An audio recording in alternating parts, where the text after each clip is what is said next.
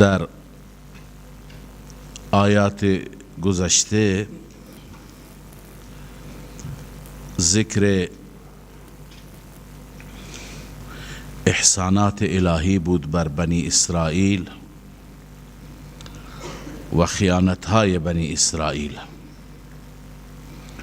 و در پایان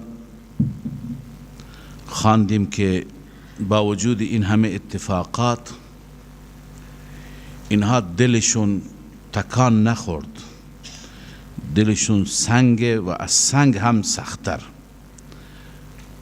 سن و سنگ را الله تعالی بیان فرمود که مشخص میشه در درون این سنگ ها تأثیراتی وجود داره، تأثیر خوف و خشیت الهی هست، اما در دل اینها هیچ نوع خشیتی نیست. سنگ منفعل میشه اما دل اینها منفعل و متأثر نمیشه.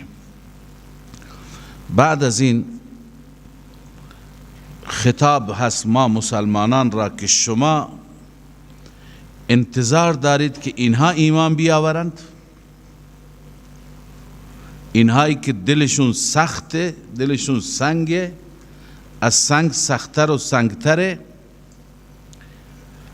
اینها ایمان بیاورند، در حالی که این یهود اینها خیلی خباثت ها دارن. همین یهود موجود، یعنی انتظار شما انتظار بیجایی هست از اینها. 5 گروه از یهودی ها را الله تعالی اینجا بیان می فرماید. تذکره 5 گروه از یهودی ها میشه. اول احبار و رهبان یهود، دوم منافقین یهود، سوم افراد عامی و بی سواد، افراد عامی و بی سواد یهود، چهارم علماء محرف تحریف کننده، پنجم صاحبزاده ها و آغازاده ها. هر یکی اشکالاتی دارن، اینجا الله تعالی بیان می فرماید. افتطمعون ان یؤمنوا لکم، اینجا الله تعالی در رابطه با احبار و رهبانشون می فرماید، درباره علمایشون می فرماید که شما چه انتظاری دارید از اینها؟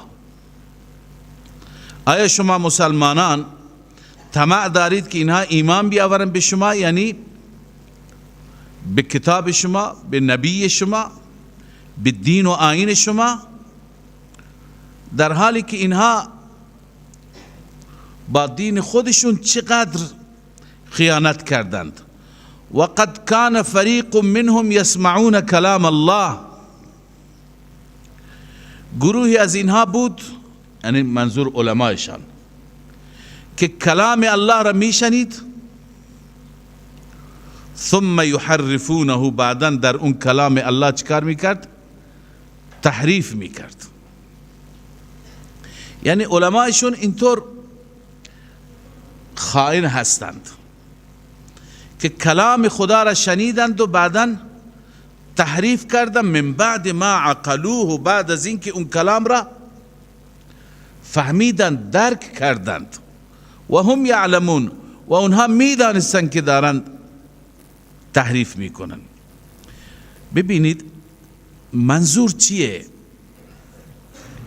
اینجا 2 تا مراد و 2 تا تفسیر برای این آیه خدمت شما عرض میکنم. یکی این که کلام الله را شنیدن، منظور تورات هست، اون آیاتی که درباره محمد صلی الله علیه و سلم بود، اون آیات را شنیدند، فهمیدند، درک کردند، متوجه شدند، ثم یحرفونه من بعد ما عقلوه، بعد از اینکه متوجه شدند هم چی کردند؟ تحریف کردند. چنانچه ابن کثیر همین نوشته که عمدوا الی ما انزل الله فی کتابهم من نعت محمد، اون چیزی که خدا نازل فرموده بود از نعت محمد و تعریف محمد، اون را مورد هدف قرار دادن. فحرفوه عن مواضعه، از مواضعش اون را چی کردند؟ تحریف کردند. این یک تقریر هست، یک تفسیر هست که بسیاری از مفسرین همین رو تفسیر کردند. اما بعضی دیگه میگویند که نه، تورات کلام الله نیست، انجیل کلام الله نیست. از میان این کتابهای آسمانی کلام الله فقط قرآن است. کلام الله چیه؟ قرآن هست. بقیه کتاب الله هستند، کتب الله هستند، کلام الله نیستند. این نظر بانی الخیرات مولانا محمد قاسم نانوتوی رحمت الله علیه است، بانی دارالعلوم دیوبند، کسی که این مدرسه بزرگ را بنا نهاد و این سلسله و روشی که امروز همه مدارس ما هستند، ابتدا ایشون در مقابله با انگلیس و برای حفظ دین و اینکه استعمار انگلیس مسلط شده بود و مسلمانان مثل بقیه ادیان دین را گم نکنند، لذا چاردیواری مدرسه را درست کرد تا دین محفوظ بماند و بعد از اون به مبارزه با انگلیسی هم ادامه دادن. خب ایشون زندگیشون را اگر بخوانید خیلی خوب هست. ایشون معتقد است، یک دیدگاه خاصی داره، ایشون معتقد است که به تورات کلام الله اطلاق نمیشه. چرا؟ چون که تورات را الله عزوجل در قالب الواحی به موسی تحویل داد، پس اون کتاب الله هست. و انجیل هم هاکذا. اما قرآن مجید کلام الله است، الله سخن میگوید. به همین خاطر تدریجا نازل میشد، کم کم نازل میشد، بر اساس هر جریانی، هر موضوعی، هر اتفاقی. امروز بدر، فردا احد، پس فردا خندق. همینطور خدای عزوجل کلام میفرماید. لذا قرآن هم کتاب الله هست، هم کلام الله هست. اما تورات کلام الله نیست.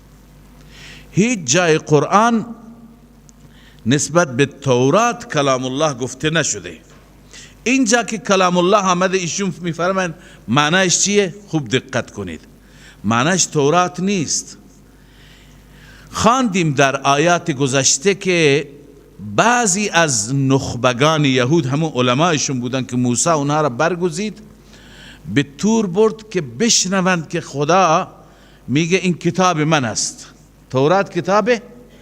اونجا اونها چی شنیدند؟ کلام الله را شنیدند. چی را شنیدند؟ یعنی الله عزوجل مستقیما آنگونه که شأنش هست اونجا کلام فرمودند. اینا با گوشهای خودشون کلام الله را شنیدند.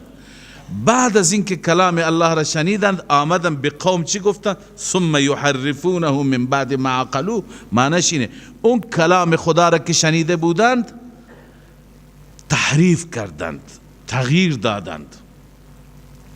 گفتند که مردم، خداوند گفته که تورات کتاب من است، اما به شما اختیار داد، هر جا میتونید هر حکمی رو میتونید بهش عمل کنید، هر یکی رو نمیتونید اختیار دارید.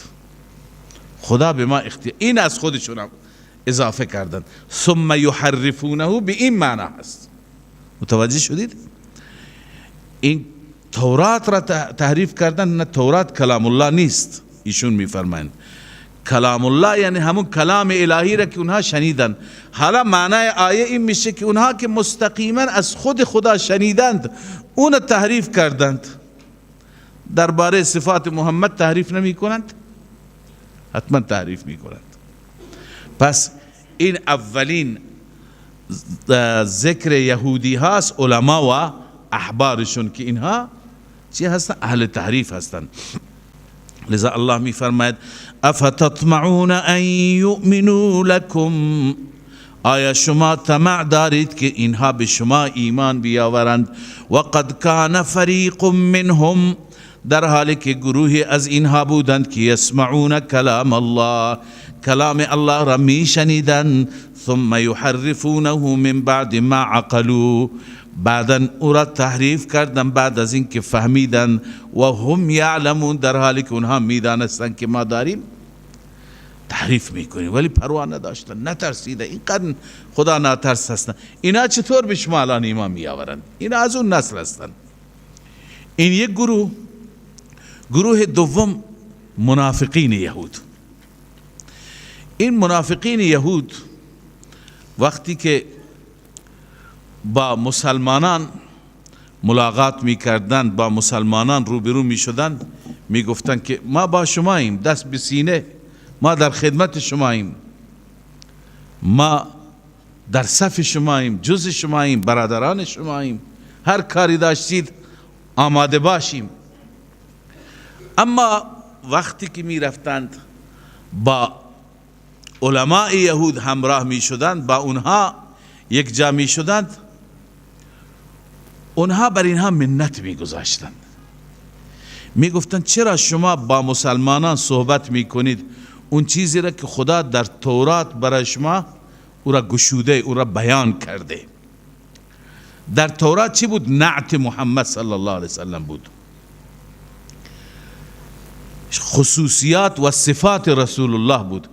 چون این منافقین می آمدند و می گفتند که ما ایمان آوردیم، به دروغ می گفتند. می گفتند در تورات هم ذکر ایشون آمده و ما باور داریم، یقین داریم. این را اون علمایشون می گفتند شما نگویید، چون وقتی که شما اینو بگویید فردا مسلمانان همین دستاویز قرار می دهند، بر علیه شما حجت می گیرند و شما ملامت میشید، در محضر خدا بر علیه شما استدلال میگیرند. شما اظهار نکنید، اقرار نکنید که در کتاب ما چنین چیزی آمده. پس این جماعت دوم منافقین. و اذا لقوا الذین آمنوا قالوا آمنا، زمانی که ملاقات میکردن با مؤمنین میگفتن ما ایمان آوردیم. و اذا خلا بعضهم الى بعض، هرگاه خلوت میکرد و میرفت بعضی به سمت بعضی، یعنی به سوی علمای خودشون میرفتن، اون علما ملامت میکردن. قالوا اتحدثونهم بما فتح الله علیکم، علما میگفتن آیا شما سخن میگویید با مسلمانان؟ تحدثونهم یعنی تخبرون المؤمنین بما بینه الله لكم خاصة من نعت محمد. شما آیا با اونها صحبت میکنید؟ بما فتح الله علیکم، اون چیزی را که خدا بیان کرده برای شما، ظاهر کرده، گشوده در تورات، چرا اونا را میری به مسلمانان میگید؟ لیحاجوکم به عند ربکم، این لام لام عاقبت است. نتیجه این میشه فردا پیش پروردگار اینها حجت میگیرن بر علیه شما، استدلال میگیرن. خدایا خودشون اقرار میکردند و ایمان نمی آوردن، چرا چنین میگویید؟ افلا تعقلون؟ به همون منافقینشون میگفت شما عقل ندارید؟ هر چی تو کتاب ماست میری به اونها میگید تو کتاب ما چنین آمده؟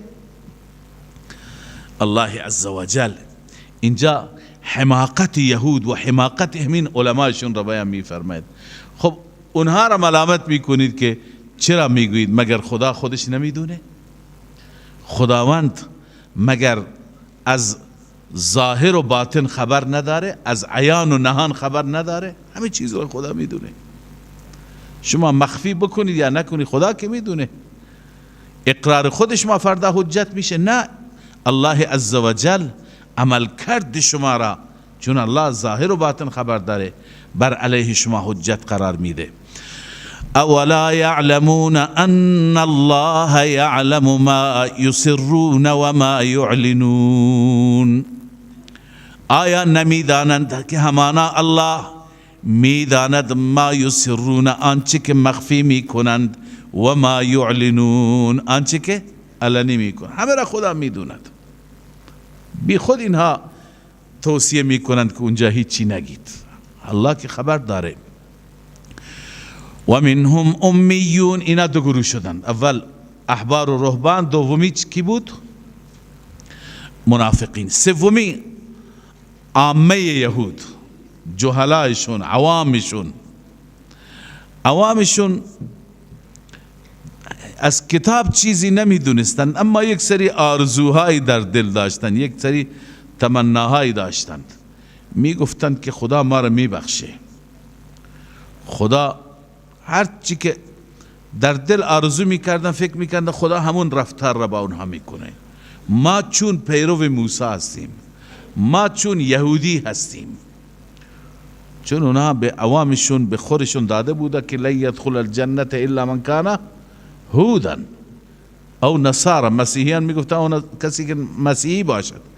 این تفکر عوام بود. الله میفرماید این تفکر هم غلطه. هرچی آرزو داشته باشی عمل نمی کنی، ایمان نمی آوری، حقیقت را قبول نداری و بعد آرزوات برآورده بشه. و منهم امیون لا یعلمون الکتاب، بعضی از اونها امی هستند، عامه هستند که لا یعلمون الکتاب، کتاب را نمیدانند، تورات را نمیدانند، الا امانی، مگر بعضی از اکاذیب. امانی، اکاذیب، آرزوهای بیجا. و انهم الا یظنون، نیستن اینها مگر همینطور گمان میکنند. این خیال خامشون هست، این گمان باطلشون هست که این آرزو را میکنن. نه، الله میفرماید به این عوام هم میگه، اونجا به علما فرمود، اینجا به عوام میگه تا زمانی که به محمد صلی الله علیه و سلم ایمان نیاورند پذیرفته نمیشه. این سه گروه. گروه چهارم کسانی هستند که کتاب را تحریف میکردند، کتاب را جابجا میکردند، هر چی که دلشون میخواست همون اضافه میکردند. عرض به خدمت شما که برای مسائل مردم، حالا هر چی که رسول الله فرموده واقعا انسان میبینه اینها در محقق، وجب به وجب، مو به مو. آن حضرت فرمود که شما به آثار گذشتگان وجب به وجب می روید. همون کاری که علماء یهود می کنند، بسیاری از علماء این امت، علماء سو البته، هم این کارها را می کنند برای مردم. مثلا اونها برای مسائل مردم حیله درست می کردند، یه چیزی که حرام بود برایش حلال می کردند، البته پولی می گرفتند. و یک مسئله را که مردم می گفتن رای حلی درست کن، رای حلی درست می کردن برایش. یعنی کتاب را در اختیار خودشون گرفته بودند. بنابراین الله عزوجل می فرماید فویل للذین یکتبون الکتاب، هلاکت برای کسانی که کتاب را می نویسند با دستهای خودشون، کتاب را تحریف می کردند. ثم یقولون هذا من عند الله، بعدا می گفتی این از جانب خداست، این کلام خداست، همون کلام محرف را می گفتند. لیشتروا به ثمنا قلیلا، تا به وسیله این پول اندکی بگیرند، به وسیله این پول اندکی بگیرند. فویل لهم مما كتبت ایدیهم، هلاکت برای اونها به سبب اینکه دستهایشون اون چیزی را که می نوشت. و ویل لهم مما یکسبون، و هلاکت برای اونها از آنچه که کسب می‌کردند. یعنی این تحریف را سبب چی؟ درآمد قرار داده بودند. همونطور که در گذشته بسیاری از مردم گرسنه بودند، در دین چیزهایی ایجاد می‌کردند و خرافاتی درست کردند که متاسفانه بعضی هنوزم هست، که بسیاری از مردم فکر می‌کردند که دین خلاصه میشه در سفره. یعنی فقط سفره پهن بشه، بخور بشه، وظیفه دینی انجام گرفته. کسی میمرد هر روز، هر مناسبت، هر 7 روز، هر 40 روز، هر سال، هر جمعه، اینا را مردم درست کرده بودن. اون زمان گرسنه بودند و میخواستن به نام میت به نوایی برسند. پس اینا در واقع کسب بود، اینا درآمد بود و هست، درآمد امروز هم هست برای خیلی ها به نام دین درآمد دارند، از مردم به نام دین میگیرند، برای مردم حیله درست میکنند و چیزهایی برای مردم درست. حالا خیلی جاها هست برای عرض کنم که اینکه نماز از گردن کسی بیفته، زکات از گردن کسی بیفته، روزه، مثلا مردم از حیله های اسقاط شدید، بعضی کتاب های قدیمی هم هست، حیله های اسقاط درست میکنن تا مردم بالاخره به این صورت وارد بشند، آخر چیزی به همون ملا میرسه ولی با یه حیله هر چی که به گردنش هست میگه ازش معاف میکنه. یا کسی میگفت که یک کسی از عزیزان گفته بود که من میخوام برم به حج ولی خمس باید بدم، اونا وقتی به حج برم باید خمسشون را بدند. چند میلیارد سرمایه داشته، خمس اونا خیلی زیاد میشده، 1/5. پسری داشته گفته که نکنید شما این کار را، این همه سرمایه میدی، گفت که حجم قبول نمیشه. بعد پسرش گفته بود من برای شما نامه میارم و بعد رفته بود یه جایی به کسی 30 میلیون تومان داده بود و معامله کرده بودن، اول رقم بالا، آخر با 30 میلیون توافق کرده بودند و نامه داده بود که خمس ادا شده. حالا اینطور بعضی بالاخره مردم معلوم نیست چه حیله های بلد هستند. دین بازی چی نیست که هر کسی بیاد و مطابق میل مردم مسائل را درست کند، فتوا بده، تحریف کند و بگه که گردنت آزاد شد. اونها همین کار را میکردند، اونها تحریف میکردند، عبارتی می آوردن میگفتن عبارت تورات. البته تحریف دو نوع هست، یکی تحریف لفظیه، یکی تحریف معنویه. اینجا معلوم میشه تحریف لفظی هم میکردن، چون بعضی از علما تحریف معنوی را قبول دارن، تحریف لفظی را قبول ندارن، که میگن یهودی ها نمیکردن. اینجا معلوم میشه که تحریف لفظی هم میکردن. یکتبون الکتاب بایدیهم، کتاب را با دستهای خودشون می نوشتن.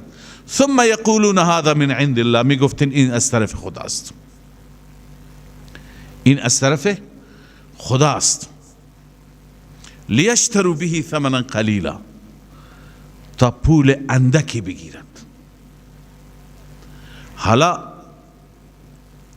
تحریف در متاسفانه در دین اسلام تحریف معنوی هست. خیلی ها هستند به خاطر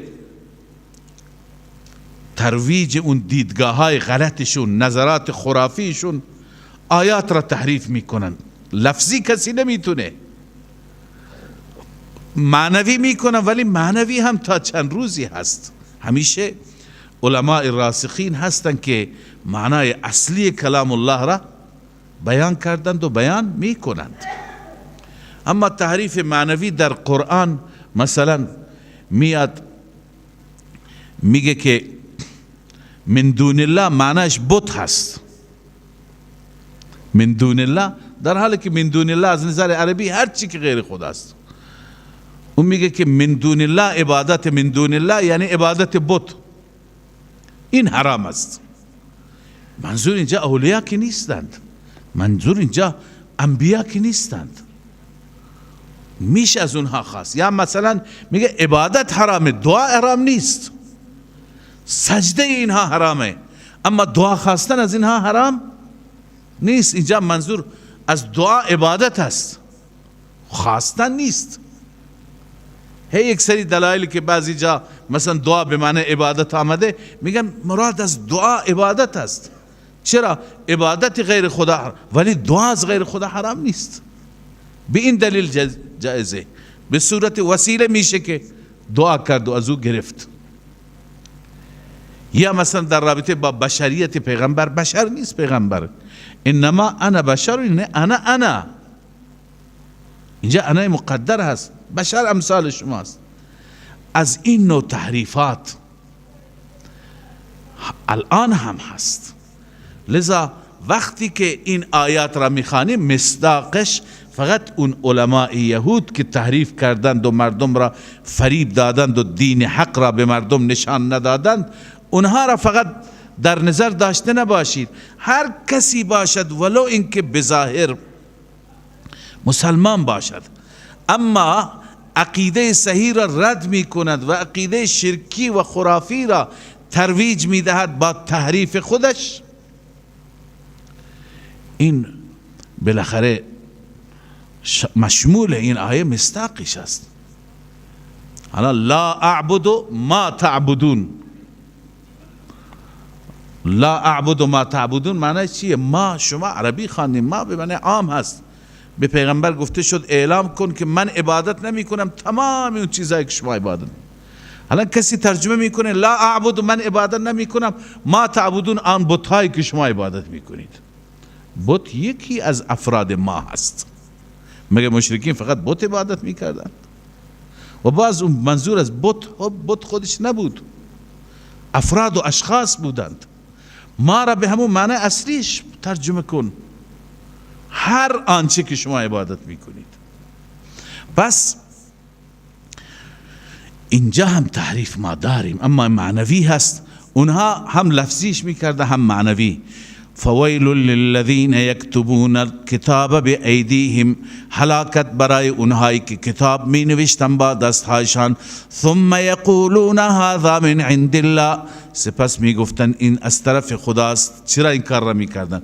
لیشتروا به ثمنا قلیلا، تا از این طریق بگیرن پول اندکی. فویل لهم مما کتبت ایدیهم، هلاکت برای اونها به سبب آنچه که دستهایشون نوشت.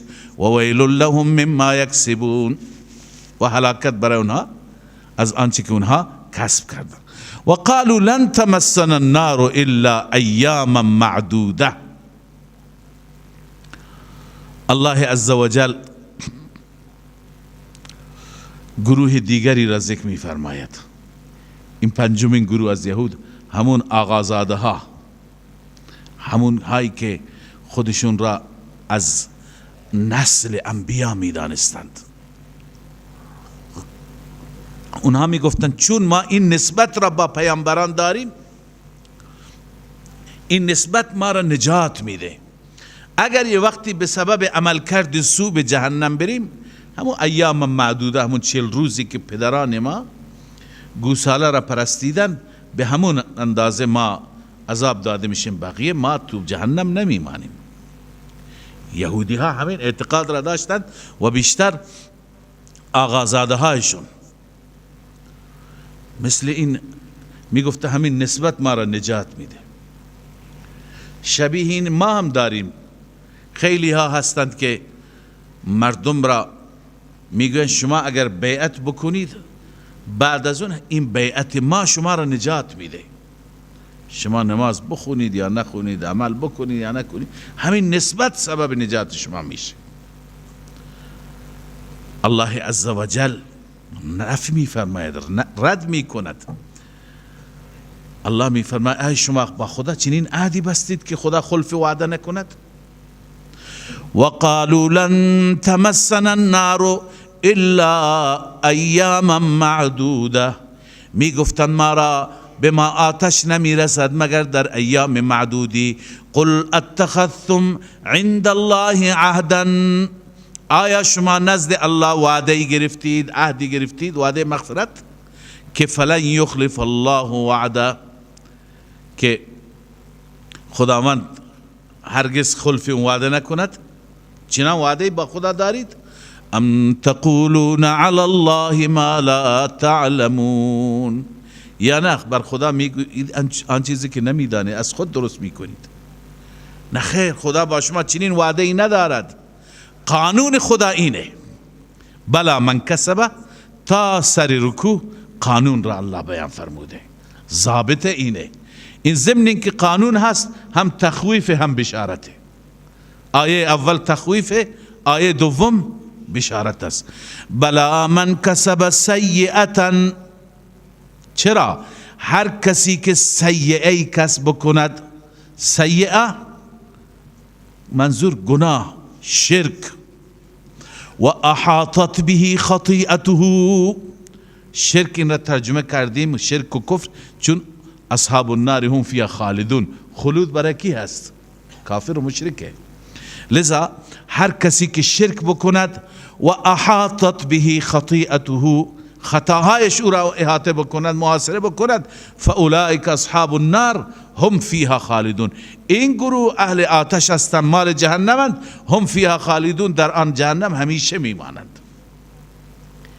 این یک قانون. قانون دوم، والذین آمنوا وعملوا الصالحات، بشارت آنهایی که ایمان آوردند و عمل صالح انجام دادند، ایمان آوردند و عمل صالح، اولئک اصحاب الجنة هم فیها خالدون، اینها اصحاب الجنه هستند و همیشه در جنت میمانند. خدا آقازادگی را نگاه نمیکنه، خدا مرید فلان پیر را نگاه نمیکنه، اولاد فلان پیغمبر را هم نگاه نمیکنه. خدا به چه نگاه میکنه؟ به اعمال نگاه میکنه. کسی کفر شرک داشته باشه او همیشه در جهنم هست، کسی ایمان و عمل صالح داشته باشه او همیشه در بهشت. این قانون خداست. اینجا علامه آلوسی دو تا نکته لطیف بیان میفرماید، فواید هستند. یکی این که والذین آمنوا وعملوا الصالحات، بین ایمان و عمل صالح حرف عطف آمده. حرف عطف برای مغایرت است. معلوم میشه که ایمان غیر از عمل صالح است. بعضی وقتا بعضی انسان ها عمل صالح ندارن ولی ایمان دارند. خب ایمان چیزی دیگه هست، عمل صالح چیزی دیگه هست. البته برای نجات هر دو باید باشند. دو مقوله جداگانه هستند، هر دو باید باشند. نکته دوم اینه که ببینید در باب کفر و شرک فرمود فاولئک اصحاب النار، در باب سیئه و خطیئه چی فرمود؟ فاولئک اصحاب النار. اما در باب آمنو و عمل الصالحات فاولئک نفرمود، اولئک فرمود. چرا؟ اونجا فارا استفاده کرد، اینجا فارا استفاده نکرد. ببین فا مرتب بر ما قبل میشه، فا جمله را مرتب بر ما قبل میکنه. به چه معنا؟ یعنی این که اینها اصحاب النار هستند بنابر چی هست؟ بنابر این که کسب سیئه، بنابر این که احاطت به خطیئته هست. چون که سیئه داره و چون که خطیئه داره فاولئک، پس او اصحاب النار است. پس انسان که به جهنم می رود این رفتنش به جهنم مرتب میشه، تنظیم شده بر اعمالش، بر عقاید کفریش. اما کسی که به بهشت میره به خاطر عمل نیست، به خاطر شاکارش نیست، اون به برکت فضل الله هست. به این خاطر اینجا فاولئک اصحاب الجنه نیاورد، اولئک اصحاب الجنه آورد. والله اعلم. خب ببینید اینجا ما گروه های مختلفی از یهود خواندیم. عرض کردم 5 تا گروه بودند: علما و احبارشون، منافقین، عامه، محرفین و همچنین آقازاده ها. بعد از این الله تعالی می فرماید که مدار نجات بر این نیست که از این گروه باشی یا از اون گروه. مدار نجات بر میثاقی هست، بر پیمانی هست که خدا از اونها گرفته. هر کسی بر این پیمان پایبند باشد نجات می‌یابد. هر کسی بر این پیمان پایبند نباشد اینجا خدا اون پیمان را ذکر می‌فرماید. هر کسی پایبند نباشد اون نجات ندارد.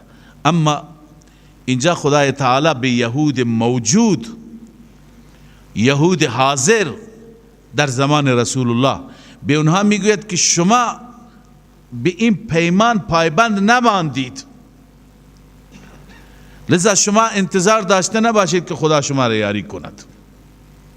چنانچه تارومار شدن در همین دنیا، جنگ های مختلف یهود اسیر شدند، جلاوطن شدند، تبعید شدند، کشته شدند. چرا؟ چون به پیمانی که خدا با اونها بسته بود به اون پیمان عامل نشدند. الله عزوجل اشاره می فرماید که در همین دنیا برایشان خاری و ذلت آمد. حالا اون پیمان چی هست؟ چند چیز هستند، هم عقاید هستند، هم اعمال، هم حقوق الله هستند، هم حقوق العباد. روی اون پیمان ها خودتون دقت بفرمایید. و اذ اخذنا میثاق بنی اسرائیل، زمانی که ما گرفتیم پیمان بنی اسرائیل را مبنی بر اینکه لا تعبدون الا الله، اینکه عبادت نکنند به جز الله. این تشریح میثاق است. اولین چیز توحید، اینکه عبادت نکنند هیچ هستی را به غیر از الله. و بالوالدین احسانا، و اینکه نسبت به پدر و مادر احسان کنند. و ذی القربا، و همچنین احسان کنند نسبت به خویشاوندان. والیتاما، به یتیمها. والمساکین، و مساکین. یعنی وظیفه‌تون را در باب حقوق الله و حقوق العباد خوب انجام بدهید. و همچنین وظیفه‌ای که نسبت به مردم هست، چه اخلاقی چه برخوردی داشته باشید. و قولوا للناس حسنا، این همون سیاست مدنیه هست. به مردم قول حسن بگویید، زیبا بگویید، بد اخلاق نباشید. و دیگه اصلاح نفس، عبادتهای مالی و جانی. و اقیموا الصلاة و آتوا الزکاة، نماز را برپا بدارید، زکات بدهید. این همه پیمان ها را از اونها گرفته بودیم. اما از همه بنی اسرائیل، اما شما مخاطبین، شما چه کار کردید؟ شما آیا به اینها پایبند بودید؟ نه. ثم تولیتم، سپس شما اعراض کردید، پشت دادید، عمل نکردید. الا قلیلا منکم، مگر تعداد اندکی، مثل عبدالله ابن سلام، مثل اطرافیان ایشون، اونها ایمان آوردند. بقیه شما نه، شما خیانت کردید. و انتم معرضون، و شما اعراض میکنید، یعنی نسبت به این پیمان شما پشت میدهید، اعراض میکنید، روی گردانی میکنید. پس این یک نقض عهد. نقض عهد دیگر، ببین به یهود گفته شده بود شما با هم برادرید، همدیگر را نکشید، همدیگر را اجلاء نکنید، تبعید نکنید، از خانه و کاشانه بیرون نکنید. اما و همدیگر را اسیر نکنید. اگر از همدیگر اسیر گرفتید، کسی از شما اسیر شد، برای آزادیش کمک کنید، فدیه بدهید. همینها به یهود گفته شده بود. حالا یهود به بعضی از کتاب ایمان میارند و به بعضی کتاب ایمان نمیآورند. افتؤمنون ببعض الکتاب و تکفرون ببعض.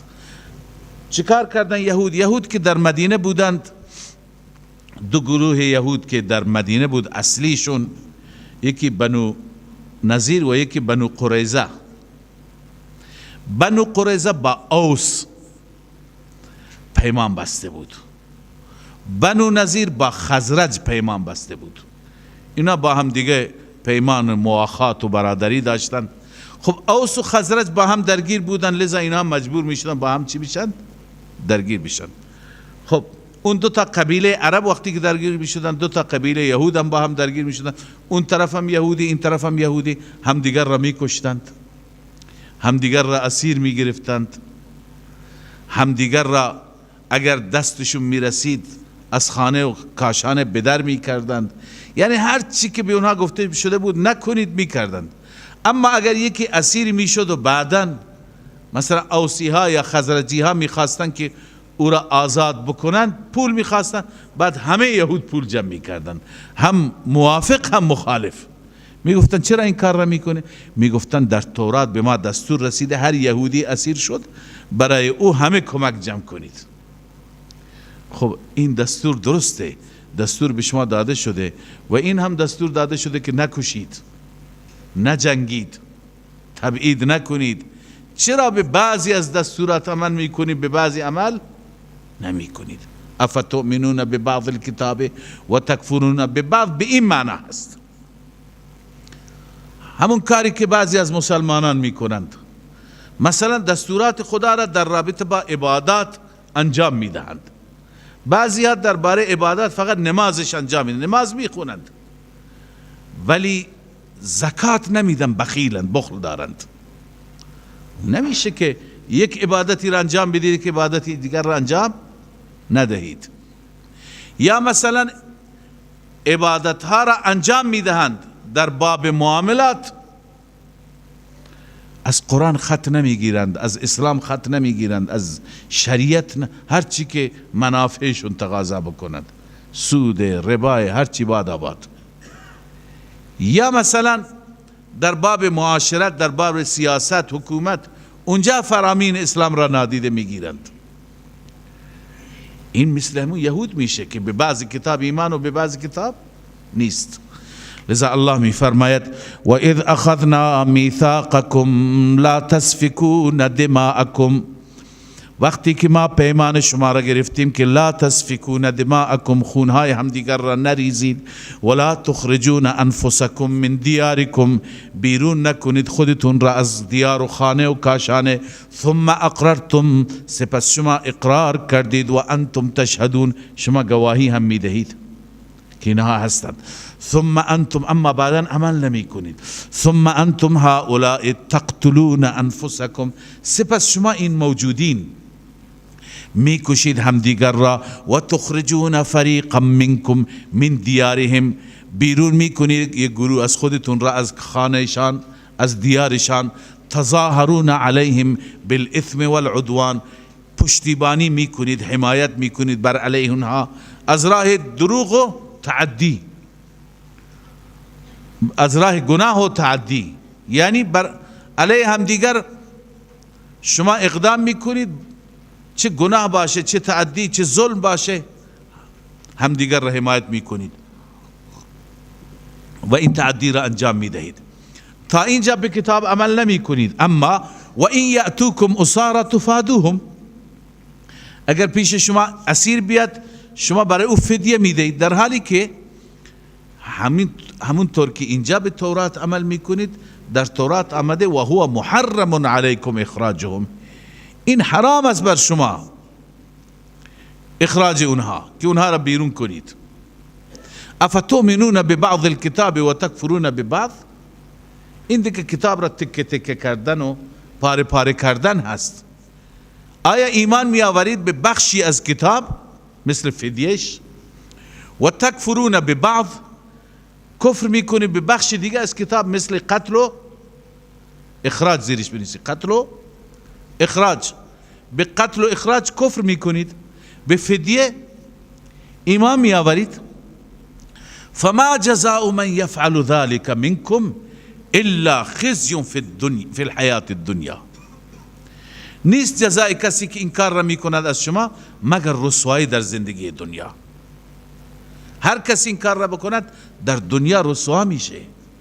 همین افشاگری که خدا میفرماید این خودش یک نوع رسوایی هست و این خیلی آسان است، قیامتش سخته.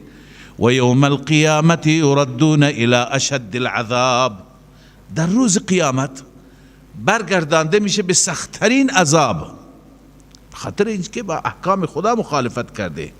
و ما الله بغافل عما تعملون، الله میفرماید خداوند غافل نیست از آنچه که شما عمل میکنید. همه این اعمال شما، عمل کردهای شما ثبت و ضبط میشه، نوشته میشه. و الله عز و جل همین افراد را میفرماید اولئک الذین اشتروا الحیات الدنیا بالآخره. این دلیلش چیه؟ دلیلش اینه که این افراد خریداری کردن زندگی دنیا را در مقابل آخرت، یعنی آخرت را با پشت پا زدند، زندگی دنیاشون فقط خوب بشه، اینجا منافع برایشون باشه. لذا الله در رابطه با چنین افراد می فرماید فلا یخفف عنهم العذاب ولا هم ینصرون، از اینها عذاب تخفیف داده نمیشه، سبک نمیشه، کاسته نمیشه. ولا هم ینصرون نفی شفاعت قهریه و اینها یاری نمیشوند. هیچ کسی نیست که بیاید به کمک اینها، بیاری اینها را نجات بده. ولقد آتینا موسی الکتاب، حالا الله عزوجل در اینجا این مطلب را بیان می‌فرماید، این که اینها به محمد صلی الله علیه و سلم ایمان نمی آورند تنها ایشون نیست. خب اینها بهانه میکردن چون از ما نیست، چون از فرزندان اسرائیل نیست ما ایمان نمی آوریم. خب قبل از رسول الله کی آمد؟ عیسی آمد، او از فرزندان اسرائیل بود، نه؟ عیسی که از بنی اسرائیل بود و بعد برای خود بنی اسرائیل مبعوث شد. و اذ قال عیسی ابن مریم یا بنی اسرائیل انی رسول الله الیکم. عیسی هم خودش از بنی اسرائیل بود و هم برای بنی اسرائیل مبعوث شد، به او هم ایمان نیاوردند. پس اینها هدفشون بنی اسماعیل و بنی اسرائیل نیست. اینها نگاه میکنند چه کسی مطابق هوای نفس ما سخن میگوید به او را قبول دارند، هر کسی که خلاف میل اینها سخن بگویند بهش ایمان نمی آورند، همونطور که به عیسی ایمان نیاوردند. لذا اینکه چون محمد از فرزندان اسماعیل هست این بهانه هست. ولقد آتینا موسی الکتاب، همانا ما دادیم به موسی کتاب دادیم، تورات دادیم. و قفینا من بعده بالرسل، قفینا ای اتبعنا، پشت سر او فرستادیم، دنبال او فرستادیم، به دنبال او رسول زیادی فرستادیم که علما میگویند از زمان سیدنا موسی تا زمان سیدنا عیسی 4000 پیغمبر هستند عددشون. خلاصه این همه پیامبران را فرستادیم تا اینکه نوبت به عیسی رسید. و آتینا عیسی ابن مریم البینات، ما به عیسی ابن مریم دادیم. ببینید یک نکته ای که شما دقت بفرمایید، هر جا اسم پیغمبری آمده اسم پدرش نیست. مثلا موسی ابن ابراهیم نیست، موسی ابن عمران نیست. یا وقتی ذکر اسماعیل میشه اسماعیل ابن ابراهیم گفته نمیشه، اسحاق ابن ابراهیم، یعقوب ابن اسحاق، ابراهیم ابن آزر، اینا گفته فقط اسم. اما عیسی هر جا اسمش هست عیسی ابن مریم. چرا؟ نفی الوهیت است، چون اونا میگفته عیسی ابن الله، نه، الله هر جا میفرماید عیسی ابن مریم، در حالی که مسیحیان میدانند که عیسی ابن مریم هست ولی از این کلمه خوششون نمیاد، اونها میخوان ابن الله گفته بشه. لذا الله به همین خاطر هر جا اسم عیسی هست ابن مریم ذکر میفرماید که نفی الوهیت است و نفی ابنیت است. و آتینا عیسی ابن مریم البینات، ما دادیم به عیسی ابن مریم معجزات دادیم. و ایدناه بروح القدس، ما او را تقویت کردیم. اینا همه نفی الوهیتش است، ما او را کمک کردیم. او اگر خدا بود نیاز به کمک ما نداشت، ما او را کمک کردیم به وسیله روح القدس. افکلما، اما ببینید یهود اونجا هم ایمان نیاوردن. افکلما جاءکم رسول بما لا تهوى انفسکم، آیا هرگاه بیاید پیش شما رسولی بیاورد بما لا تهوى، بیاورد آن چیزی را که خواهش شما نباشد، بر علیه نفس شما باشد، بر خلاف میل شما باشد. استکبرتم، آیا شما تکبر میکنید؟ استکبرتم عن الایمان، همونطور که عیسی آمد و بر خلاف میل شما سخن گفت، شما کفر کردید. ففریقا کذبتم و فریقا تقتلون، یک گروهی از شما تکذیب کردید و یک گروهی میکشید. حالا اشاره به بعضی دیگر از انبیا هست که ای بنی اسرائیل، در آینده الله تعالی صراحت تر میگه، شما میگید که چون محمد از ما نیست، از نسل ما نیست، از فرزندان اسرائیل نیست، ما ایمان نمی آوریم. چرا به عیسی ایمان نیاوردی؟ او که بود. چرا بقیه انبیا را ایمان نیاوردید؟ ایمان نیاوردید که بماند، شهید کردید. قل فلم تقتلون انبیا الله من قبل. اگر شما واقعا دنبال پیغمبر بنی اسرائیلی هستید، چرا انبیا را مثل یسعیا، یرمیا، زکریا، یحیی اینا را شهید کردید؟ عیسی را میخواستی شهید بکنید، عیسی را میخواستی به دار بزنید. خب شما پس هدفتون بنی اسرائیل بودن نیست، هدفتون هوای نفس است. افکلما جاءکم رسول بما لا تهوى انفسکم استکبرتم، ای استکبرتم عن الایمان به. رسول بیاید شما تکبر میکنید، بهش ایمان نمی آورید، نتیجه استکبار. ففریقا کذبتم و فریقا تقتلون، گروهی از شما تکذیب کردید، گروهی از شما میکشید. پس شما معلوم میشه که مریض هستید، درونتون مشکل داره، و الا اینا بهانه هست که چرا از این قوم هست و از اون قوم نیست. و بعد وقتی که رسول الله صلی الله علیه وسلم دعوت ایمان را و دعوت توحید را عرضه کردند، چی گفتند؟ و قالوا قلوبنا غلف.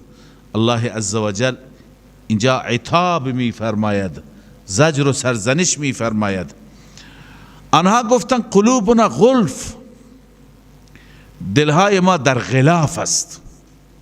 البته غلف دو معنی، یکی در غلاف، در پرده، یعنی هر چی بگی دلهای ما در غلاف، هیچ چی نمیفهمد. و ابن عباس میگه غلف معنیش هست که دلهای ما پر است. ای قلوبنا ممتلئه لا تحتاج الى محمد، دلهای ما پر از مطالب هست، نیاز به محمد و تبلیغ او نیست. لذا الله می فرماید که اصلش این علت نیست، دلهای شما تو غلاف نیست. شما می فهمید چی می فرماید؟ بل لعنهم الله بکفرهم، بلکه اینها را الله لعنت فرموده به سبب کفرشان. فقلیلا ما یؤمنون، بسیار کم هستند اونهایی که ایمان می آورند. بعضی میگن که بسیار کم هستند به این معنا که یعنی تعدادشون کم هست. بعضی قلیلا را به معنی عدیما میکنن، یعنی اصلا اینا ایمان نمی آورند. بعضی میگن که نه، بسیار کم هستند، مراد از ایمان به چیزهایی که ایمان می آورند، به اشیاء کمی. همون آیه افتؤمنون ببعض الکتاب و تکفرون، به همه چیز ایمان نمی آورند، به مسائل کم اینها ایمان. مثلا به توحید ایمان ندارند، به قیامت اگر ایمان دارند، به بخشی میگم که قیامت اونجور که ما میگیم لن تمسنا النار الا ایاما معدود، این که ایمانی نشد.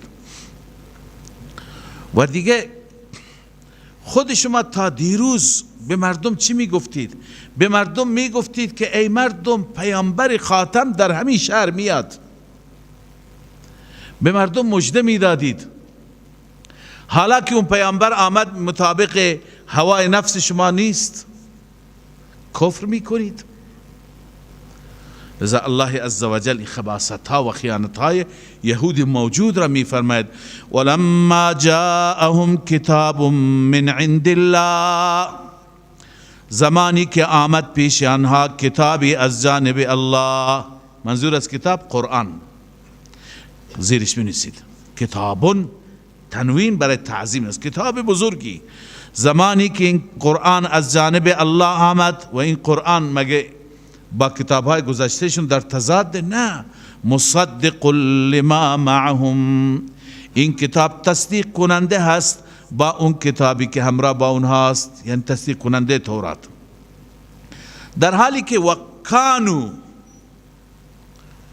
این وکانو جمله حالیه هست. وقتی که جمله حال باشد تحقیق به معنی تحقیق میشه.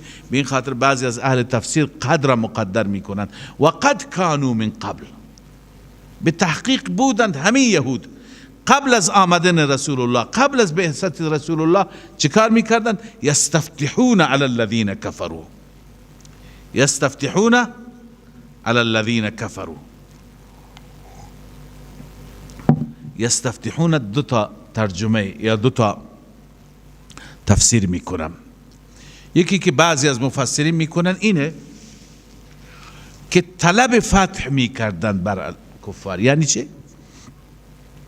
یعنی وقتی در گذشته در همون دین سابقشون هرگاه با کسی درگیر می شدند،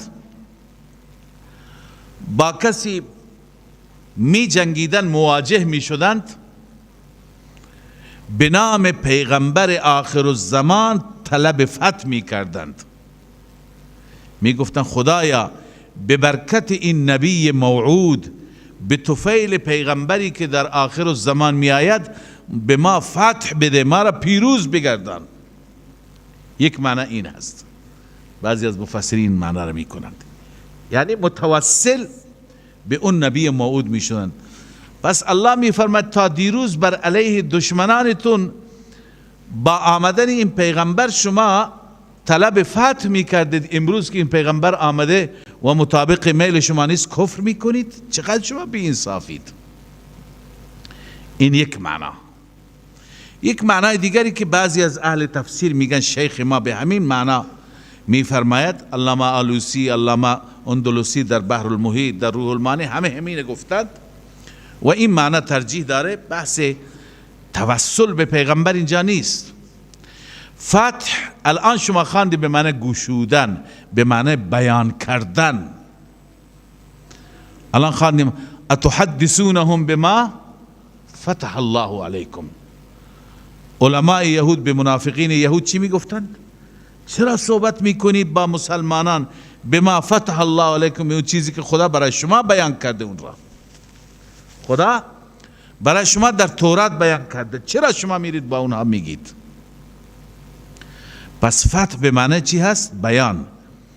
معنای آیه این هست که ای یهود، شما امروز ایمان نمی آورید، تا دیروز خودتون به مردم داشتید میگفتید، برای مردم بیان میکردید، میگفتید که نبی خاتم در همین شهر می آید.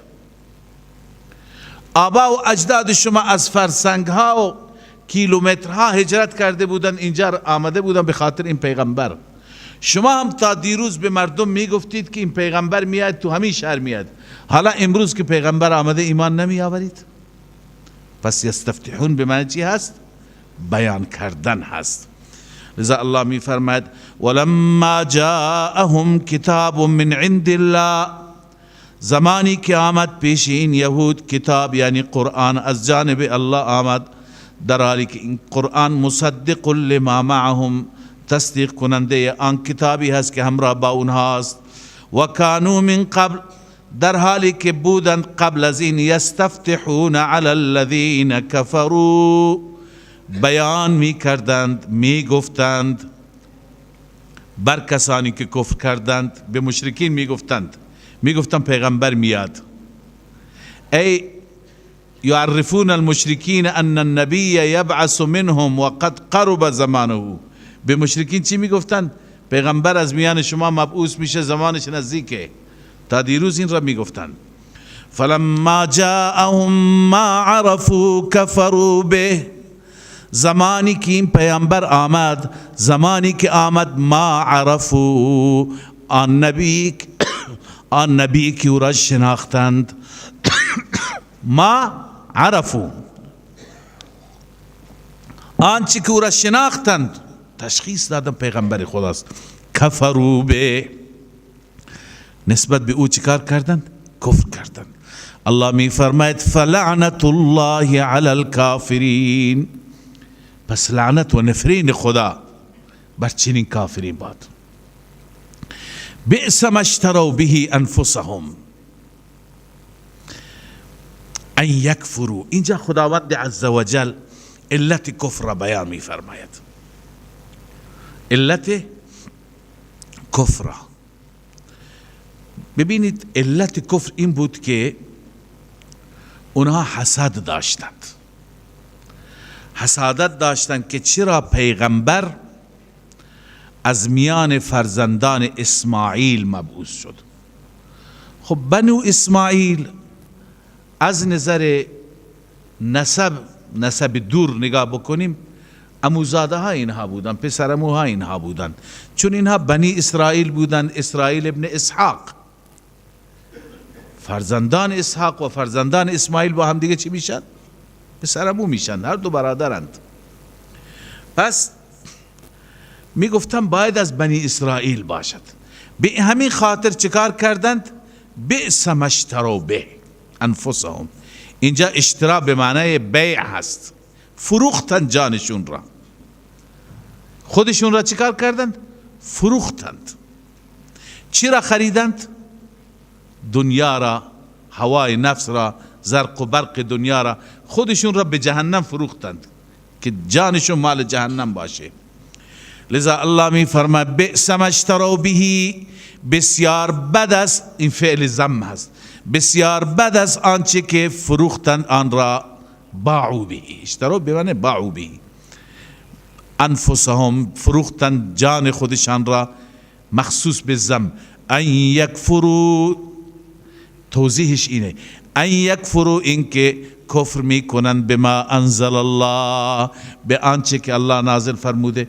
این که کفر میکنند این فروختن خود هست. چرا این کار را میکنند؟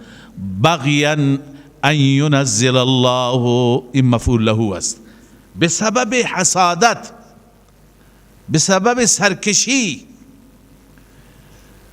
چرا؟ انهم ظنوا ان هذا الفضل العظیم بالنبوة المنتظره یحصل فی قومهم. اینا فکر میکردند که این فضیلت بزرگ برای قوم خودشون حاصل میشه، برای بنی اسرائیل. فلما وجدوه فی العرب حملهم ذلك على البغي والحسد. تفسیر کبیر میگه وقتی که دیدن که نه، از میان عرب ها آمد این نبی، شناختند هم، این اونها را مجبور کرد به حسادت و سرکشی. لذا الله می فرماید خودشان را فروختند که چی؟ ان یکفروا بما انزل الله، این که کفر می کنند به آنچه که الله نازل فرموده، یعنی به قرآن. چرا؟ بغیا، به خاطر حسادت. حسادت چی؟ حسادت این که ان ینزل الله من فضله علی من یشاء من عباده، این که الله نازل می فرماید از فضل خودش بر هر کسی که بخواد از بندگانش، یعنی بر محمد. از این ناراحت بودن که چرا بر محمد نازل شده. لذا فباؤوا بغضب علی غضب، اینها رجوع کردن به غضبی بر غضب دیگر. ببینید، یعنی رجوع کردن به غضب دوم بر غضب اول. از اول اینها مغضوب علیهم بودند، حالا بیشتر مغضوب علیهم شدند. از اول چه غضبی بر اونها بود؟ شرک، گوساله پرستی، اون غضب قبلی بود. غضب جدید چیه؟ کفر به محمد صلی الله علیه وسلم، ایمان نیاوردن به ایشون. فباؤوا بغضب، رجوع کردن به غضب دوم. بنویسید دوم، یعنی انکار محمد. علی غضب، بر غضب اول، یعنی ترک توحید. وللکافرین عذاب مهین، برای کافران عذاب ذلت بار است. پس اینجا الله تعالی علت را بیان می فرماید. اینجا هم علت بیان شد که بغیان، حسد. اما چرا حسد کردند؟ علت اینجا میاد. اونا میگن هر چی که چون تعصب قومی دارند، هر چیزی که بر ما نازل بشه قبول میکنیم، غیر ما نازل بشه ما قبول نمیکنیم. و اذا قیل لهم آمنوا بما انزل الله، هرگاه گفته میشد به اونها که ایمان بیاورید به اون قرآنی که الله نازل فرموده، قالوا نؤمن بما انزل علینا، می گفتند ما ایمان میآوریم به آنچه که نازل شده بر ما، و یکفرون بما وراءه، و کفر میکنند به ماورای آن، هر چی که غیر از این که بر اونها نازل بشه اون قبول نداریم، کفر میکنیم. در حالی که این که بر محمد نازل شده و هو الحق مصدقا لما معهم، این حق است از جانب خداست و این تصدیق کننده آن کتابی هست که با اونها است، یعنی تصدیق کننده تورات است. چرا این قبول نمی کنند؟ خب حالا الله تعالی می فرماید شما هرچی بر شما نازل بشه قبول دارید؟ این هم دروغه، این هم ادعای دروغی هست. سه دلیل اینجا میاره خدا برای اینکه ادعای شما دروغه. یک، انبیا از خود شما بودن، چرا کشتید اونها را؟ دو، موسی علیه السلام معجزه آورد، چرا با وجود موسی شما گوساله را پرستیدید، شرک کردید؟ سه، شما میگه هرچی بر ما نازل بشه، خب تورات بر شما نازل شد، چرا نیاز شد خدا کوه طور را بیاره بر سر شما؟ آخه هرچی که بر خود شما نازل میشه هم شما بهش عمل نکردید و نمی کنید، دروغ بگید. الله تعالی می فرماید که علت چیزی دیگه است، علت را بعدا می خوانیم. الله می فرماید و اذا قیل لهم قل فلم تقتلون انبیاء الله، بگو پس چرا شما میکشید، یعنی میکشتید انبیاء الهی را من قبل از این کنتم مؤمنین، اگر شما ایمان به تورات داری. همون انبیاء مگر تبلیغ تورات نمی کردند؟ همین ها عامل به تورات بودند. تورات که بر موسی نازل شد تا عیسی دیگه هیچ کتاب نبود. اونها خب به همون کتاب شما عمل میکردن، چرا کشتید اونها را، شهیدشون کردید؟ این یک دلیل. دلیل دوم، ولقد جاءکم موسی بالبینات، موسی پیش شما آمد همراه با دلائل و معجزات بر توحید، دلائل بر توحید و معجزات. ثم اتخذتم العجل، سپس شما گرفت گوساله را اله، گوساله را خدا قرار دادید. من بعده، بعد از آمدن موسی، ای من بعد مجیئه، موسی معجزات آورد. و انتم ظالمون، در این عبادت غیر الله و در این عبادت گوساله شما شرک کردید، ظلم کردید. خب شما اگر واقعا راست میگید چرا شرک کردید؟ این دو.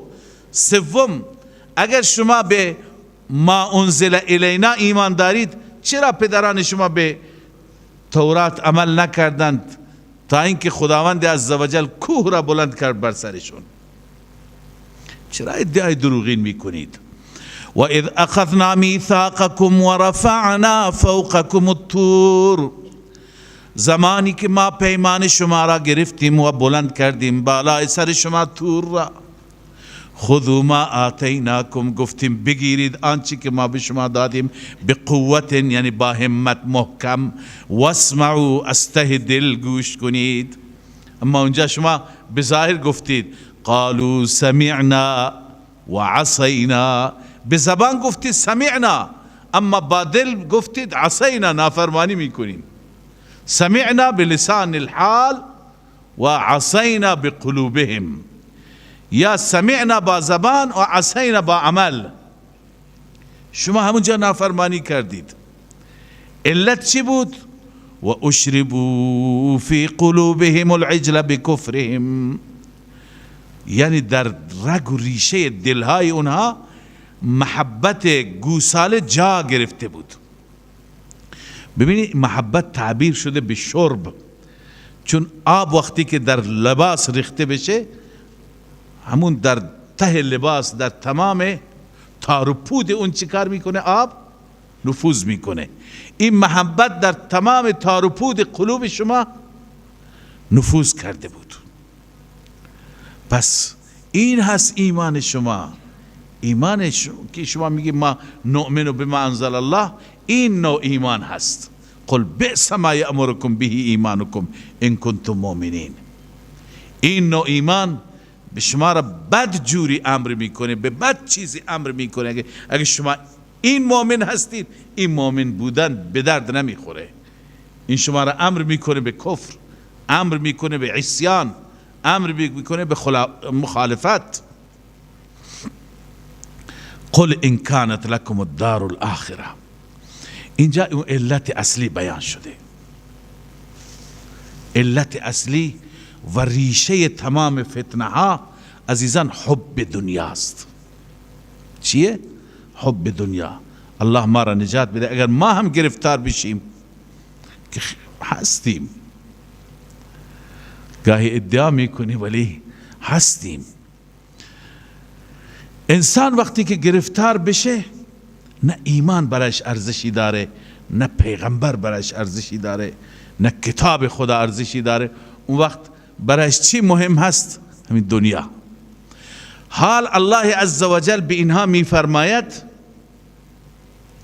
که شما گرفتار محبت دنیا هستید.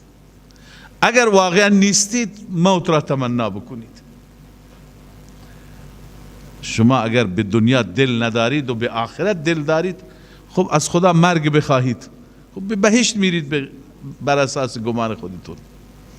در حالی که الله تعالی پیشگویی میفرمایند که اینها هرگز تمنا نمی کنند، دوست دارند هزار سال عمر بکنند ولی از این دنیا نروند. بله، این یک قول هست که ربط این آیه را با گذشته عرض کردم. گویا در گذشته گفته میشه پس اینها وقتی که به پیغمبران خودشون ایمان نیاوردن، نسبت به موسی علیه السلام هم اینها کفر کردند، شرک کردند اون زمان، پس هدف اینها چیه؟ اینها چرا اینطور هستند؟ جواب آمد که اینها چون محبت دنیا گرفتار هستند. اما بعضی دیگه میگویند که وقتی که اونها گفتند لن يدخل الجنة الا من كان هودا او نصارى، و وقتی که گفتن نحن ابناء الله و احباؤه، و وقتی ادعا کردن لن تمسنا النار الا ایاما معدودات، ما اگر به جهنم بریم همون 40 روز، ما آخرتمون خیلی خوبه، اصلا وارد بهشت نمیشه کسی مگر یهودی. لن يدخل الجنة الا من كان هودا. و مسیحی میگفت مسیحی، و میگفتن نحن ابناء الله. خب در رابطه با همه این ادعاها اینجا گفته میشه اگر راست میگویید که آخرت و همهش مال شماست، بهشت اجاره شماست، پس از خدا مرگ بخواهید. چرا از مرگ میترسید؟ و بعضی میگه این آیه مباهله هست. مباهله یعنی این که بیاییم از خدا بخواهیم که هر کس از ما بر باطل مرگ بر او باد. اونا هیچ وقت این تمنا را نمی کنن، می ترسن. لذا الله می فرماید قل ان كانت لكم الدار الاخره، اگر هست برای شما دار آخرت یعنی بهشت مال شماست، عند الله خالصة من دون الناس، نزد پروردگار خالص مال شماست بغیر از بقیه مردم، یعنی بغیر از مسلمانان. فتمنوا الموت ان کنتم صادقین، پس تمنا کنید مرگ را اگر شما راست میگویید. اگر راست میگویید مرگ بخواهید. ای ادعو بالموت على الكاذب من الفریقین، اگر به معنی مباهله باشد اینه که هر کدوم از این دو گروه دروغ میگه برای اون مرگ بخواهیم. و مراد بر اساس گفته ابن عباس اینجا مباهله است. اما آیا اینها می آیند میدان؟ آیا مرگ را آرزو میکنند؟ الله می فرماید ولن یتمنوه ابدا، این پیشگویی خدایی هست. ولن یتمنوه ابدا، هرگز تمنا نمی کنم مرگ را، هرگز هرگز. بما قدمت ایدیهم، به سبب عمل کرد اینها، به سبب عمل کرد اینها. انبیا را شهید کردند، گوساله را عبادت کردند، نسبت به رسول الله کفر کردند، همه چیز را میدونند. والله علیم بالظالمین، و خداوند خوب میداند این ظالمین را. لذا اینها هیچ وقت مرگ را تمنا نمی کنند. و الله می فرماید ولتجدنهم احرص الناس علی حیات، این دلیل دروغشون است. دلیل کذبشون چیه؟ شما اینها را می بینید و می یابید حریص‌ترین مردم علی حیات بر زندگی دنیا. معلوم میشه که حریص بودن بر زندگی دنیا چیز خوبی نیست. اینقدر انسان از مرگ بترسه و کسی از مرگ میترسه، این نکته را خوب داشته باشید که بعد از مرگ امیدی داشته نباشه. اگر کسی بعد از مرگ امیدی داشته باشه و برای بعد از مرگ آمادگی داشته باشه، او نمیترسه. کسی برای بعد از مرگ خودش زیاد ذخیره بکنه، زیاد عمل بکنه، نماز، تلاوت، روزه، نیکی کردن به فقرا، به مساکین، دل یتیمها را خوش کردن، کسی اگر از اینها داشته باشه و زیاد داشته باشه، او از مرگ نمی ترسه. او هر وقتی مرگ را تصور میکنه میگه قطعا بعد از اون راحت خواهم بود. و عجیب، عمل صالح و ایمان انسان را جری میکنه. به همین خاطر مجاهد افتخارش هست که کشته بشه، چون باور داره که بعد از این بالاخره راحت شروع میشه. اما کسی که برای بعد از مرگ امیدی داشته نباشه، چون عملکرد خوبی نداره، آخرت خودش را آباد نکرده، او میترسه. اون الان الله همین میفرماید، علماء یهود خیلی میترسیدن. معروف است که یکی از خلفای عباسی بود غالبا، رفت به سفر حج. اونجا رفت و در حرمین شریفین، حالا در مکه یا در مدینه، پرسید که از یاران رسول الله، صحابه رسول الله، کسی حیات ندارد؟ اون زمان بود، زمان تابعین. میخواهم ببینم. گفتن بله، یه صحابی هست خیلی معمره، عمرش بالا است. گفت که آرزو دارم این صحابی را ببینم، مرا ببرید پیشش. رفت پیش اون صحابی و جلویش نشست و گفت من میخوام فقط یک سوالی از شما بکنم. او گفت چیه اون سوال؟ گفت علتش چیه که شما صحابه رسول الله، یاران رسول الله، از مرگ نمی ترسیدید؟ ما مردم این زمان خیلی می ترسیم. حالا این خودش که میپرسه، این تابعیه دیگه، صحابی را دیده، جز خیر القرون است. حالا نسبت ما به اون زمان خیلی فاصله هست. گفت علت چیه که ما خیلی میترسیم، شما از مرگ نمیترسید؟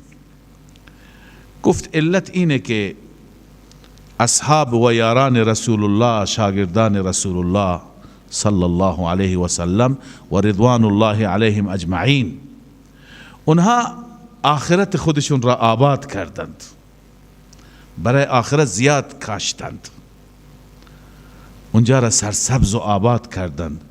اما دنیایشون خرابه و ویرانه بود، اینجا چیزی جمع نکردند، اینجا چیزی نداشتند. شما برعکس کردید، شما دنیای خودتون را خوب آباد کردید، اینجا همه چیز دارید، زرق و برق، کاخ، باغ، ویلا، و برای آخرت هیچی آماده نکردید. طبیعیه که هر انسانی دوست داره که از خرابه و ویرانه به آباده بره. برای اونها دنیا خرابه بود، اونها عجله داشتن به اون جایی که آباد هست برند. ولی هر کسی که اینجا را آباد کرده دوست نداره از این آباده به اون ویرانه بره، اونجا ویرانه است برایش، اونجا هیچی نداره. لذا از این آیات همین معلوم میشه که علماء یهود اینجا را آباد کرده بودند. الله ما را نجات بده. اونجا را ویران کرده بودند. اونجا اینقدر عمل کردشون بد بود، به همین خاطر بر زندگی دنیا حریص بودند. الله می فرماید ولتجدنهم احرص الناس علی حیات، حتما شما می بینید آنها را حریص‌ترین انسانها بر زندگی دنیا. و من الذین اشرکوا، حتی از اونهایی که مشرک هستند، از مشرکین هم اینها حریص‌ترند. جالبه. چرا؟ ببین، مشرک اعتقادی به آخرت نداره، یهودی اعتقاد به آخرت داره. ولی چرا یهودی؟ چون مشرک فکر میکنه که من اگر بمیرم داستان تمام میشه. چه بسا مشرکین بودن میگفتن بمیریم بهترین، همه غم و مشکلات داریم دیگه، برای همیشه خاک میشیم. لذا او از مرگ نمیترسید. اما این یهودی میدونه که اون طرف هیچی نیست، عذاب هست، بدبختی هست. از مشرکین هم حریص‌تر بوده. همینجا بمانیم. الله می فرماید و من الذین اشرکوا، حتی از آنهایی که مشرک شدن از اونها هم اینها حریص‌تر. یود احدهم لو یعمر الف سنه، دوست دارد یکی از اینها اینکه عمر کند 1000 سال. هزار سال تمنا دارند بمانند. اما اگر 1000 سال عمر بکند از عذاب نجات می‌یابد. الله می‌فرماید نه، و ما هو بمزحزحه من العذاب ان یعمر. این حماقت یهود است. زندگی طولانی را دوست داری مگر نجات میکنی؟ الله می‌فرماید و ما هو بمزحزحه، نیست این دور کننده او از عذاب. ان یعمر به تعویل مفرد مبتدا مؤخر است، یعنی این که عمر کند خبرش چیه؟ به مزحزحی است. هو به مزحزحی، این که عمر کند، این عمر طولانی او را از عذاب جهنم نجات نمیده. والله بصیر بما یعملون. الله عزوجل خوب میداند اون چیزی که اینها عمل میکنند. لذا الله بر عمل کردی اونها آگاه است. الله بر اساس عمل کرد برخورد میکنه، بر اساس نسب برخورد نمیکنه، بر اساس پیغمبرزادگی و آقازادگی رفتار نمیکنه. قل من کان عدوا لجبریل فانه نزله علی قلبک. اینجا چند تا شبهه یهود هستند. آیات ترجمه نمیشه اما مقدمه را خدمت شما عرض میکنم. چند تا شبهه یهود هستند که خداوند در این آیات اون شبهات را جواب میده. یکی از شبهات یهود اینه که ما به قرآن ایمان نداریم و نمیآوریم چون که پرسیدند چه کسی با پیغمبر رابطه داره و کدوم فرشته است که وحی را میاره؟ گفتند که جبرائیل است. گفتم ما با جبرائیل مشکل داریم و جبرائیل با ما مشکل داره. از قدیم هر بلایی بر ما یهودی ها آمده توسط جبرائیل آمده. لذا ما به این دلیل قرآن را قبول نمی کنیم. اگر میکائیل بود حتما قبول می کردیم. الله عزوجل جواب میده که هر کسی که دشمن فرشتگان خدا باشد او کافر است، او دشمن خداست. فإن الله عدو للکافرین. فرق نمیکنه جبرائیل باشه، میکائیل باشه، هر کسی باشه، مهم اینه که از طرف خداست. دوم، اونا میگفتن مطالب قرآن مثل تورات نیست. مطالب قرآن مثل تورات نیست. این که میگه مثل تورات، در تورات اجازه ندای غیر الله هست، کمک گرفتن از غیر خدا وجود داره. عزیر به عنوان فرزند خدا شناخته شده، از او کمک بخواهیم. در قرآن اجازه هیچی به ما داده نشده، فقط خدا را صدا بزنید. پس این با تورات هماهنگ نیست. الله عزوجل جواب دادند که نه، اون چیزی که در تورات آمده عین همین هست. میخوانیم آیه را. سوم، اینا میگفتن که شما میگویید غیر خدا را فریاد نزنید، در حالی که سلیمان شما میگه پیغمبر خدا بود. سلیمان برای امور خودش از غیر خدا کمک میخواست، چون اونا معتقد بودن که سلیمان جادوگر بود. علیه بالله میگفتن سلیمان اگر اون پادشاهی را داشت و اون ملک را داشت با طلسم و سحر و جادو، و جادو یه چیزی هست که امکان ندارد جادو بدون چی باشد؟ بدون ندای غیر الله باشد. پس در جادو وقتی که ندای غیر الله هست،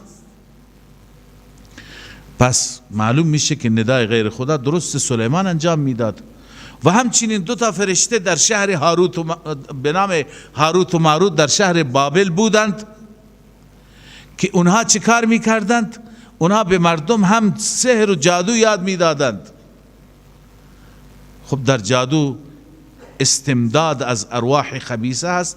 در رابطه با جادو مقدار انشاءالله عرض میکنم در خود آیات. در جادو استمداد از ارواح خبیثه هست. پس استمداد از غیر خدا درسته، شما میگه درست نیست. الله عزوجل همه اینها را در ادامه در این رکوع بعدی انشاءالله میخوانیم جواب میدهد. صدق الله مولانا العظیم.